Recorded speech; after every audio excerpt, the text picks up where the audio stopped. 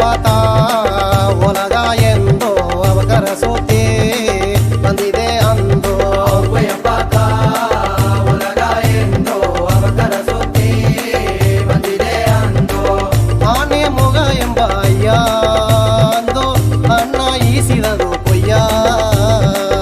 ಆನೆ ಮೊಗ ಎಂಬ ಅಯ್ಯ ಅಂದು ಅಣ್ಣ ಈಸಿದದು ಕೊಯ್ಯ ಅಣ್ಣ ಈಸಿದ ಆನೆ ಮೊಗಗ ತಮ್ಮನಗೇನ ಇಲ್ಲದೋದೆಗ ಅಣ್ಣ ಈಸಿದ ಆನೆ ಮೊಗಗ ತಮ್ಮನಗೇನ ಇಲ್ಲದೋದೆಗ ತಮ್ಮನಗೇನ